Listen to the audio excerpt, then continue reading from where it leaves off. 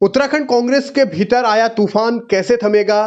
Party नेताओं के बीच गुटबाजी जो चल रही है उसे कैसे रोका जाएगा? पार्टी के अंदर नेताओं के मनमुटाव, नेताओं के मनभेद, नेताओं के बीच की बयानबाजी कैसे थामी जाएगी? इसे लेकर तमाम तरीके के सवाल हैं और ये कवायद अब शुरू होने वाली है। पीएल पुनिया आज पहुंचने वाले हैं देहरादून और उसके बाद कल से ये बैठकों का दौर होगा। पीएल पुनिया क्योंकि उत्तराखंड में अभी जो विवाद चल रहा है उसके लिए पर्यवेक्षक बनाए गए हैं।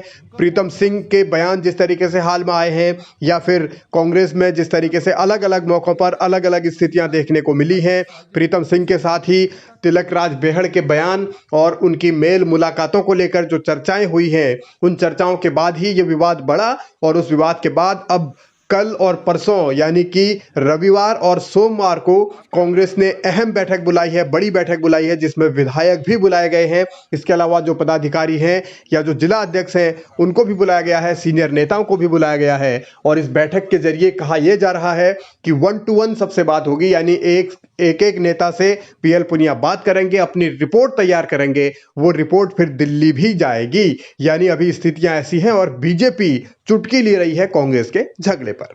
किसी समिति को कोई गठन कांग्रेस में रहता नहीं है, वहां वन मैन पार्टी रहती है। एक बनता है तो उसका विरोध, दूसरा बनेगा तो पहले वाला विरोध, यही तंत्र चल रहा है। प्रभारी को प्रभारी स्वीकार्य ना हो, प्रदेश अध्यक्ष जब मीडिया प्रवक्ताओं को भी कहते हैं मीडिया में कोई बात मत करो, तो विषय ये रहता है कि विषय उन पे है नहीं, ना उन पे कुछ बोलने के लिए, ना उनके लिए कुछ करने के लिए, इसलिए आंतरिक दल से जूझ रही है कांग्रेस।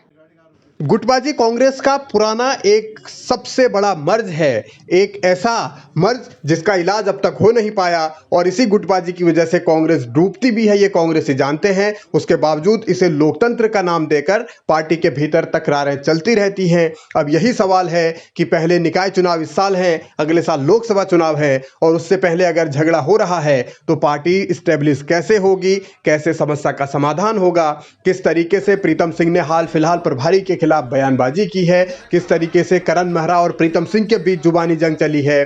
अब हरीश रावत भी बैठक में मौजूद रहेंगे तो तमाम सीनियर नेताओं से भी बातचीत होगी और समझने की कोशिश की जाएगी कि आखिर इतनी स्थितियां बिगड़ क्यों रही हैं, नेताओं के बीच के जो मतभेद हैं वो मनभेद में क्यों बदल रहे हैं। और ये सियासी सवाल 2024 के लोकसभा चुनाव से पहले है, इसीलिए संकट बढ़ा है। उत्तराखंड की 5 सीटों पर हम विजयी होंगे और हम हैट्रिक बनाएंगे। और मोदी जी तभी जब मेरी भेंट हुई तो मैंने आश्वस्त किया, कार्यकर्ताओं के बल पर हमने कहा कि हम उत्तराखंड की 5 लोकसभा जीतेंगे।